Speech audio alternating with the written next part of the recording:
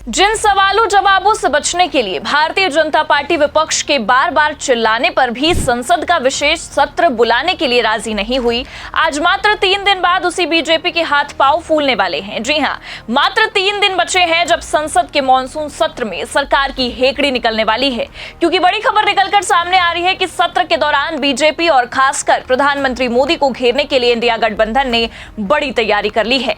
नमस्कार, आप देखना शुरू कर चुके हैं 4 PM न्यूज नेटवर्क और मैं हूं आपके साथ प्रगति ठाकुर। दरअसल आपको बता दें कि जिन सवालों से बचने के लिए मोदी सरकार तमाम तरह की रणनीतियां अपना रही थी, आज वही सवालों के जवाब देने को मजबूर होने वाली है, क्योंकि एक तरफ तो खुद सरकार को घेरने के लिए विपक्ष ने बड़ी तैयारी की है और दूसरी ही तरफ खबर यह भी है कि सत्र के शुरू होने से पहले ही प्रधानमंत्री मोदी तक चिट्ठी पहुंच चुकी है।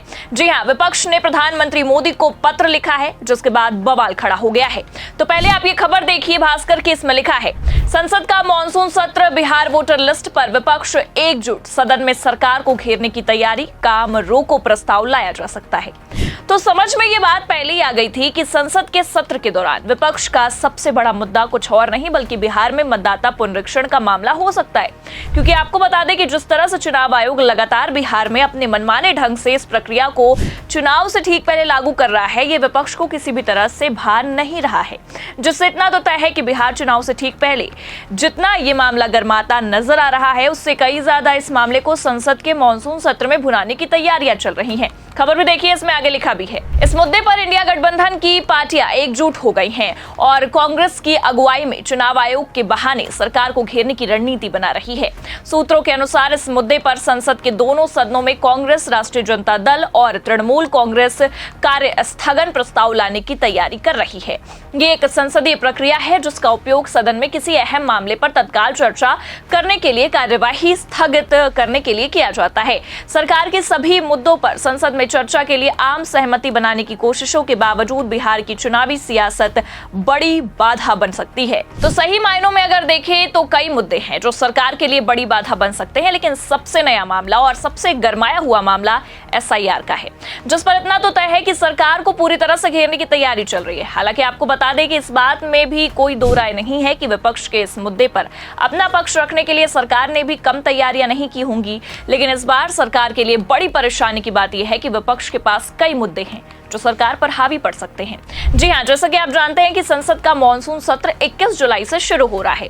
इसकी घोषणा 47 दिन पहले ही कर दी गई थी। अमूमन अगर हम देखें तो किसी भी सत्र की घोषणा 10 या फिर 1 हफ्ते पहले की जाती है, और इतना ही नहीं बल्कि इस बार तो मॉनसून सत्र की घोषणा 47 दिन पहले कर ये जता दिया गया कि विशेष सत्र नहीं बुलाया जा रहा है, पर मॉनसून सत्र की तैयारियां शुरू कर दी गई हैं। और इतना ही नहीं, जल्दी घोषणा करने के पीछे का कारण भी यही था कि पहलगाम हमले के बाद से ही विपक्ष सरकार से सवाल जवाब करने के लिए संसद के विशेष सत्र की मांग कर रहा था, लेकिन सरकार के कानों में जू तक नहीं रहेगी। लेकिन अब सिर्फ 3 दिन बचे हैं और 3 दिन बाद सरकार के खिलाफ बड़े एक्शन की तैयारी में विपक्ष लग चुका है।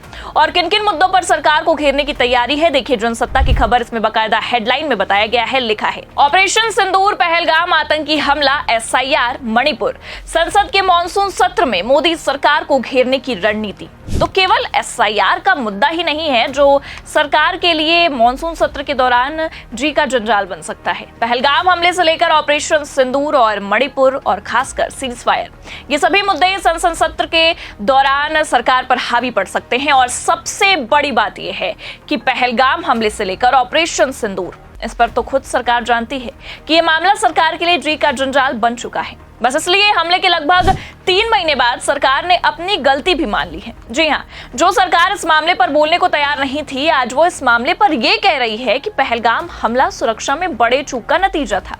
खबर भी देखिए आप, इसमें लिखा भी है, जम्मू कश्मीर के LG मनोज सिन्हा बोले, पहलगाम में सुरक्षा चूक हुई, मैं इसकी पूरी जिम्मेदारी लेता हूं। तो मतलब मॉनसून सत्र से कुछ दिनों पहले सरकार की तरफ से जम्मू कश्मीर के LG सामने आते हैं और पहलगाम हमले पर बड़ी बात कह जाते हैं। कहते हैं कि पहलगाम में सुरक्षा चूक हुई है और मैं इसकी जिम्मेदारी लेता हूं।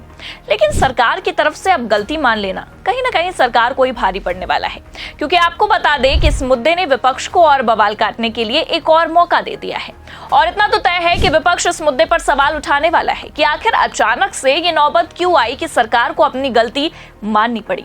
हालांकि आपको बता दें कि इन सब के बावजूद अब ये मुद्दा और गर्माने वाला है, क्योंकि जहां एक तरफ खबर ये सामने आई है कि इंडिया गठबंधन ने एक बड़ी तैयारी कर ली है विपक्ष को घेरने के लिए, वहीं अब खबर ये भी है कि खुद राहुल गांधी और मल्लिकार्जुन खड़गे ने संसद सत्र से ठीक पहले प्रधानमंत्री मोदी को पत्र लिखते हुए बड़ी मांग कर डाली है। खबर देखिए आप, अमर उजाला की इसमें लिखा भी है, संसद सत्र जम्मू कश्मीर को पूर्ण राज्य का दर्जा देने के लिए कानून लाया जाए, पीएम मोदी को खड़गे राहुल का पत्र।